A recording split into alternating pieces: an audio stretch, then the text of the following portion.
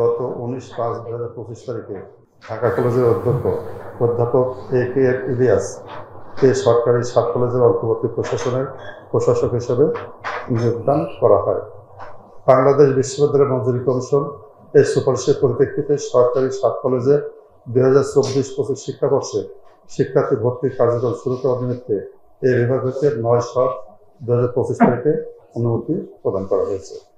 স্ব কলেজের বিদ্যমান অবকাঠামোগত সুবিধাদি, শিক্ষক জনবলের সংখ্যা ও অন্যান্য প্রয়োজনীয় প্রাতিষ্ঠানিক সক্ষমতার সাথে সামঞ্জস্য রেখে 2024-25 শিক্ষাবর্ষে বিভিন্ন বিষয়ভিত্তিক ছাত্র ভর্তির ক্ষেত্রে যৌক্তিকভাবে আসন সংখ্যা নির্ধারণের জন্য অন্তর্বর্তীকালীন প্রশাসনকে এ বিভাগ অর্থাৎ মাধ্যমিক উচ্চশিক্ষা বিভাগ হতে গত 24/7/2025 তারিখে নির্দেশনা দেওয়া হয়েছে।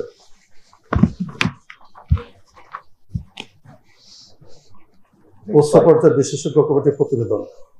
উচ্চ পর্যায়ের বিশেষজ্ঞ কমিটি কর্তৃক ঢাকা বিশ্ববিদ্যালয়ের অধিভুক্তি বাতিল করে মহানগরের 7 কলেজের জন্য বিশ্ববিদ্যালয়ের সমকক্ষ একটি স্বতন্ত্র প্রাতিষ্ঠানিক কাঠামোর রূপরেখার প্রস্তাব সম্বলিত একটি প্রতিবেদন প্রণয়ন করে এ বিভাগে প্রেরণ করেছে।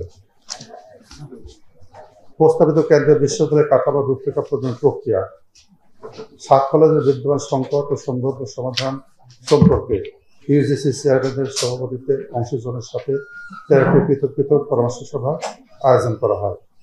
কলেজ সভাতে নির্ধারিত চক্রে প্রয়োজনীয় তথ্য সংগ্রহ করা হয়। ইউজিসির সংশ্লিষ্ট প্রতিনিধিবৃন্দ কর্তৃক সরেজমিনে 7 কলেজের ক্লাসরুম, ল্যাব, লাইব্রেরি, শিক্ষকদের কক্ষ সহ বিদ্যমান অন্যান্য অবকাঠামো পরিদর্শন করে প্রয়োজনীয় তথ্য সংগ্রহ করা হয়।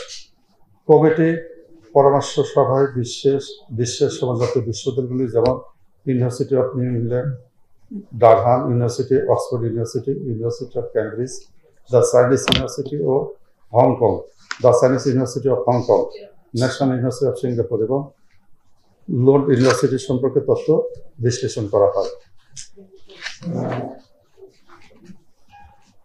পরামর্শ সভায় তথ্যাদি নিম্নরূপ: বেগম বদরুন্নেসা কলেজে 20 জন, ঢাকা কলেজের শিক্ষার্থী 25 জন, মিরপুর সরকারি কলেজে 20 জন, এভাবে বিভিন্ন কলেজে হয়। আমি পুরোটা পড়লাম না।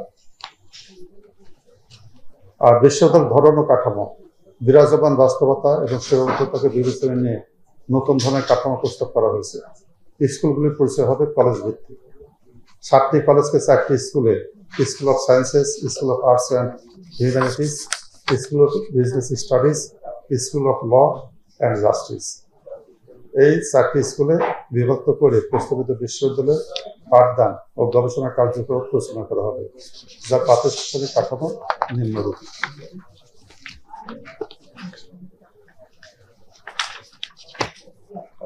আপনারা বিশ্ববিদ্যালয়ের প্রাতিষ্ঠানিক কাঠামো দেখতে পাচ্ছেন। সেখানে ঢাকা কেন্দ্রীয় বিশ্ববিদ্যালয়ের 4টা স্কুল হবে: স্কুল অফ সায়েন্সেস, যেটা আমি আগে উল্লেখ করেছি, school of arts and humanities, school of business studies, school of law and justice. এই স্কুল অফ সায়েন্সেস থাকবে হলো ঢাকা কলেজ ক্যাম্পাস, ইডেন মহিলা কলেজ ক্যাম্পাস, বেগম বদরুন্নেসা সরকারি মহিলা college. School of arts and humanities, এটি হবে সরকারি বাংলা কলেজ ক্যাম্পাসে। স্কুল অফ বিজনেস স্টাডিজ, সরকারি Titumir college campus. School of law and justice, এটি কবি নজরুল সরকারি কলেজ ক্যাম্পাস, সরকারি শহীদ সোহরাওয়ার্দী কলেজ ক্যাম্পাস। আপনি এটা পাবেন, দেব আমরা। বিশ্ববিদ্যালয়ের বৈশিষ্ট্য পরিচালনা পদ্ধতি, বিশ্ববিদ্যালয়ের শিক্ষা ব্যবস্থা হবে ইন্টারডিসিপ্লিনারি ও হাইব্রিড ধরনের, যেখানে 40% অনলাইন, 60% অফলাইন ক্লাস অনুষ্ঠিত হবে। সকল ধরনের পরীক্ষা সমূহ সশরীরে অনুষ্ঠিত হবে। ইন্টারডিসিপ্লিনারি বিশ্ববিদ্যালয়ের সকল শিক্ষার্থী প্রথম 4টি সেমিস্টারে নন মেজর কোর্স অধ্যয়ন করবে। পরবর্তী 4 সেমিস্টারে ডিসিপ্লিন অনুযায়ী মেজর কোর্স অধ্যয়ন করবে। তবে 5ম সেমিস্টারে শর্ত পূরণ সাপেক্ষে শিক্ষার্থী ইচ্ছা অনুযায়ী ডিসিপ্লিন পরিবর্তন করতে পারবে, তবে ক্যাম্পাস পরিবর্তনের সুযোগ থাকবে না। প্রধান ক্যাম্পাস ও অবকাঠামো, সবার জন্য সুবিধাজনক স্থানে প্রস্তাবিত কেন্দ্রীয় বিশ্ববিদ্যালয়ের মূল ক্যাম্পাস নির্ধারণ করা হবে। একাডেমিক ও প্রশাসনিক কাঠামো, বিশ্ববিদ্যালয়ের সকল কার্যক্রম পরিচালিত হবে একাডেমিক কাউন্সিল, সিনেট ও সিন্ডিকেটের মাধ্যমে। বিশ্ববিদ্যালয়ে একজন প্রক্টর থাকবেন। এছাড়া প্রতিটি কলেজে একজন পুরুষ একজন নারী ডেপুটি প্রক্টর থাকবেন, অর্থাৎ 7 কলেজের সর্বমোট 14 জন ডেপুটি প্রক্টর থাকবেন। বিশ্ববিদ্যালয়ের প্রশাসনিক কাঠামো প্রথমে আচার্য, তারপর উপাচার্য, দেন উপ উপাচার্য, একাডেমিক উপ উপাচার্য, প্রশাসন, ট্রেজারার এবং প্রক্টরের বডি থাকবে, যেটি ইতিমধ্যে আমি উল্লেখ করেছি যে একজন প্রক্টর এবং 14 জন ডেপুটি প্রক্টর। উচ্চ মাধ্যমিক ও টাইম স্পেস ব্যবস্থাপনা 7 কলেজের 5টিতে পূর্বের ন্যায় উচ্চ মাধ্যমিক পর্যায়ে চালু থাকবে। স্নাতক ও উচ্চ মাধ্যমিক শিক্ষার্থীরা টাইম স্পেস ও রিসোর্স শেয়ারিং পদ্ধতিতে একটি ক্যাম্পাস ব্যবহার করবে।